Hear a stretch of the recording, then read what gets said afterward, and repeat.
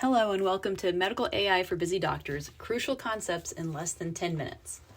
Today you'll learn to recognize the most important parts of machine learning papers in less than 10 minutes.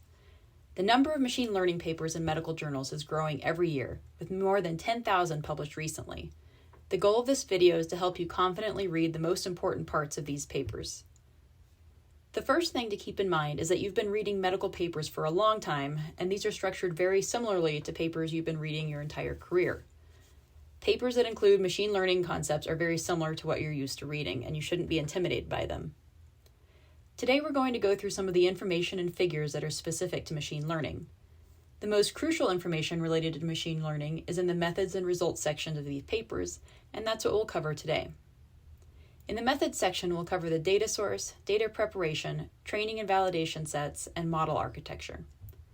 In the results section, we'll ask if the model was valid, how it compares to previous models, and what it tells us about the patients. The first question is, where did all this data come from? Machine learning, and especially deep learning, require huge amounts of information, and one of the major obstacles at this point is getting the machines enough information to allow it to make good predictions and do what you want it to do.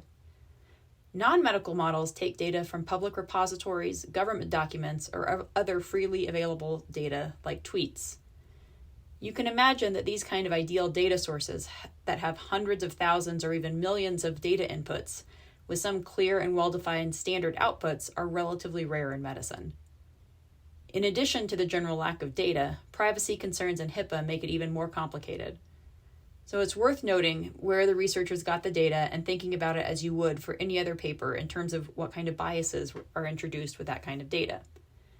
Is it only from one type of technology or hospital because that's the only place they could prospectively gather that kind of data? The next question is how the data are prepared. Unfortunately, the computer only likes to be fed certain types of information, much like a bunny only likes certain foods like carrots. You have to get the data ready for the computer and make it palatable. How we do this is with any continuous variables like heart rate or hemoglobin levels, we normalize them to between 0 and 1. This is so the computer doesn't give more weight to a lipase of 2000 than a respiratory rate of 12, for example. For categorical variables like positive or negative pregnancy tests, they'll use one-hot encoding, which just tells the computer to code those variables into numbers. There will almost always be some missing data, and usually they'll put the mean, median, or most common variable into those empty slots. Now the research team has a data set that the computer can actually be fed, but the entire data set is almost never used for training. It's pretty standard to take a set of data and split it randomly, usually around an 80% to 20% split, with 80% of it being the training set and 20% of it being the internal validation set. There are two kinds of validation sets, internal and external. Internal data sets are the random 20% of data that was removed from the same data set the computer was trained on.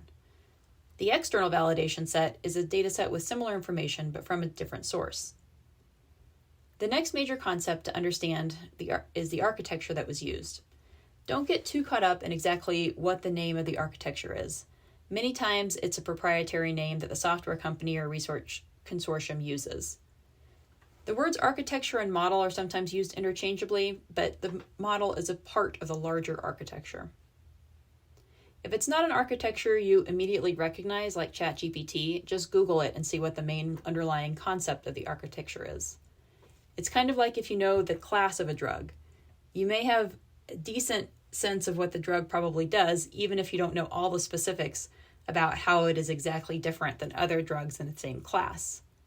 It's the same with machine learning architectures. You can get the basic idea of how they work if you know their general class, a convolutional neural network, recurrent neural networks, etc. Another figure that you'll see a lot in machine learning papers is a schematic of the layers of information that the model uses. You can get the point of this without going into too much detail. The basic idea is that each layer is roughly analogous to a set of neurons.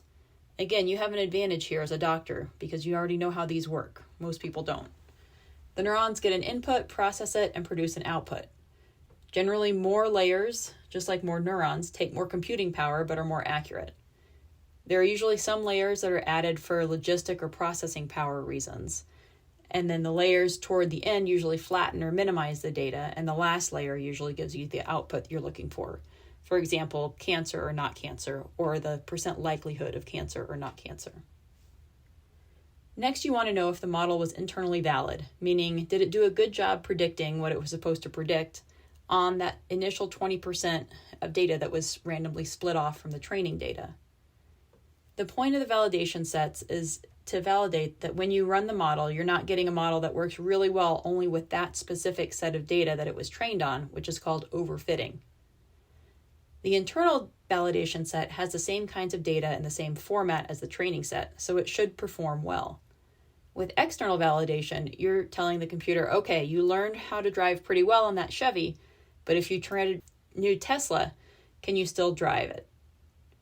When the outcome of interest is binary, for example, is cancer present or absent, performance is typically reported using standard measures like sensitivity, specificity, and area under the receiver operating characteristic curve.